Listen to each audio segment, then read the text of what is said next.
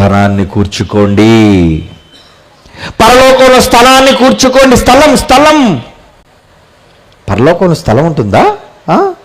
ఉంటుందండి.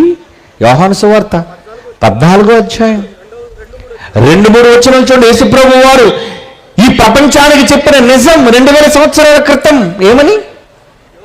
యోహాను సువార్త 14వ అధ్యాయం 2-3 వచనాలు, నా తండ్రి ఇంట అనేక నివాసములు కలవు, లేకపోతే మీతో చెబుతాను, మీకు స్థలము సిద్ధపరచ వెళ్ళుచున్నాను. నేను వెళ్ళి మీకు స్థలమును సిద్ధపరిచి నేనుండు స్థలములో మీరును ఉండులాగున మరలా వస్తాను. నేను నా దగ్గర ఉండడానికి మిమ్మల్ని అందరినీ తీసుకువెళ్ళిపోతారంటున్నాడండి. మీకు స్థలములు సిద్ధపరచ వెళ్ళుచున్నాను.